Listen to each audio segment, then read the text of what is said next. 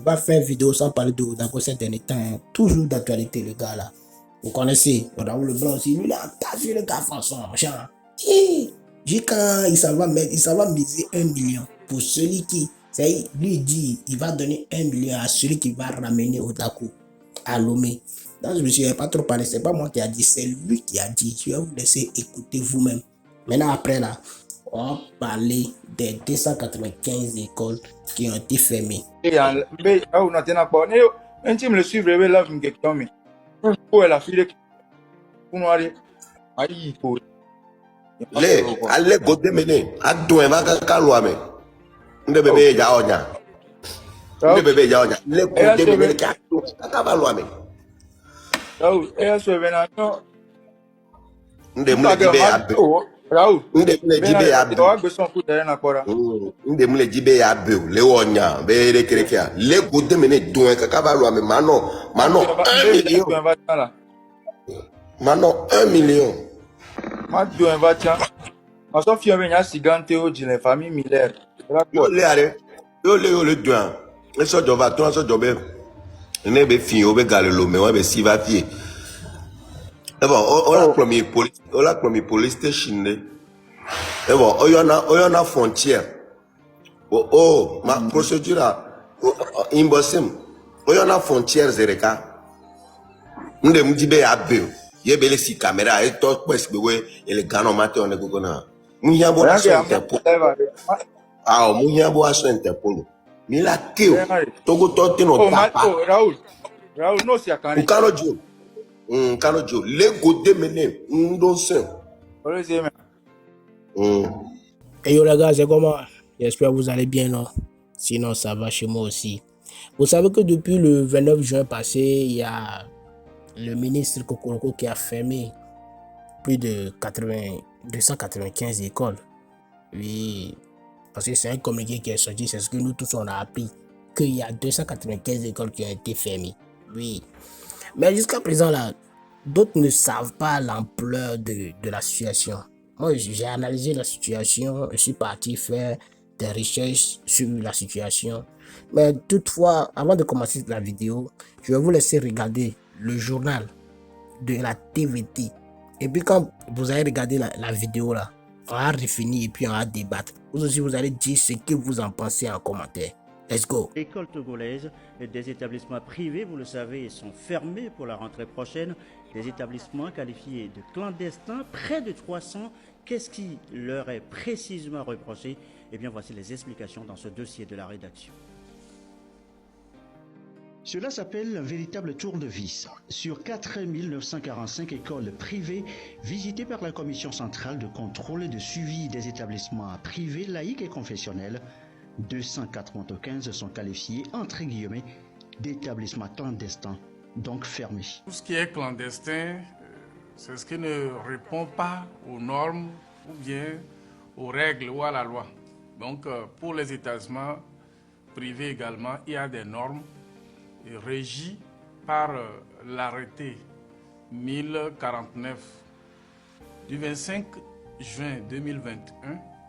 En clair, ces établissements fermés ne remplissent pas les conditions définies. Dans la liste figurent tout de même des écoles de renom. Le cas, par exemple, des complexes scolaires Anna Maria ou encore à Messika, tous du Grand Lomé. Anna Maria n'est pas fermée. Il n'y a que le jardin d'enfants qui a quelques soucis et nous sommes dans le processus de régularisation de la situation. La note était sortie, on était surpris parce que le renouvellement de l'agrément du jardin qui a tardé et le ministre a fait sortir ce communiqué.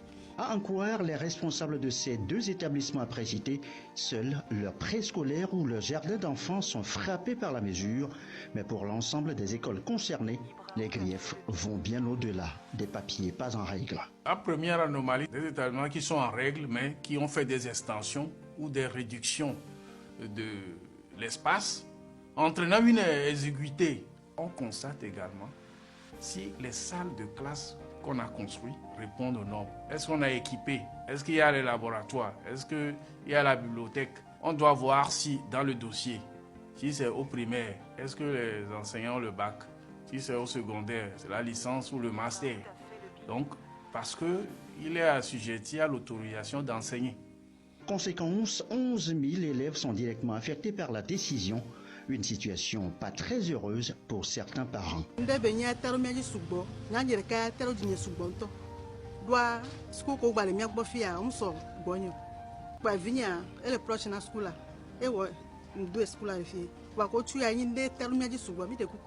Je suis devant un dilemme, puisqu'au même moment, nous les parents, nous exigeons une éducation de qualité. En tant que président national des parents d'élèves, je demande aux parents de garder un peu de calme, parce que ces fondateurs qui sont dans ces cas, on va les exhorter de faire diligence pour se mettre en règle. Et nous demandons aussi de l'indulgence à l'État de voir cette situation. La rentrée prochaine, c'est maintenant dans seulement un peu plus de 2 mois.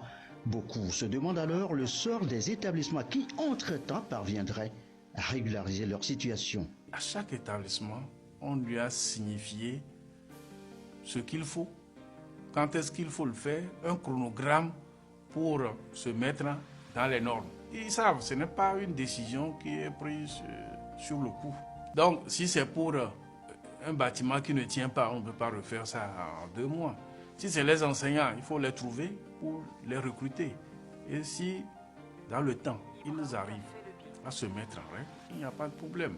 À chaque degré, son processus, en attendant une éventuelle réouverture de ces écoles mises pour l'instant sous scellé, les établissements publics sont prêts, eux, à accueillir les élèves immigrés du privé, aux parents de prendre leurs dispositions.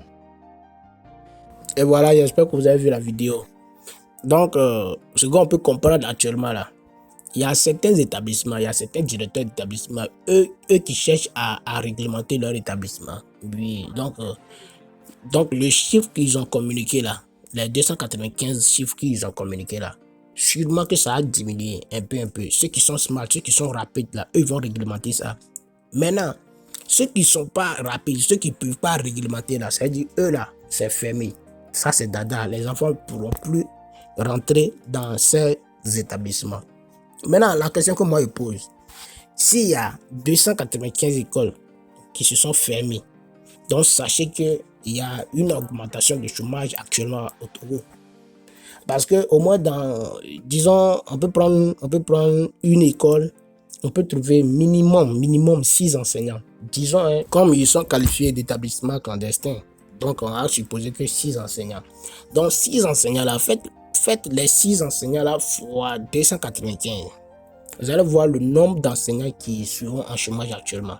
Vous allez voir ça, c'est plus de 1000 et quelques. Plus de 1000 et quelques enseignants seront en chômage. Maintenant, comment le ministre fera pour réglementer ce taux de chômage aussi? C'est là la question aussi. Pour le moment, moi, c'est de ça, moi, je vois passer. Je me suppose, je dis, par exemple, si moi, mon parent, c'est-à-dire mon papa, lui était enseignant dans une école qui a été fermée, on mangeait comment? On mangeait à la maison comment? Donc, tout ça, il faut penser à ça. Mais de toute façon, on a prié pour que les directeurs d'école, là, les fondateurs, là, eux puissent rentrer en contact avec le ministre pour réglementer ce qu'il faut.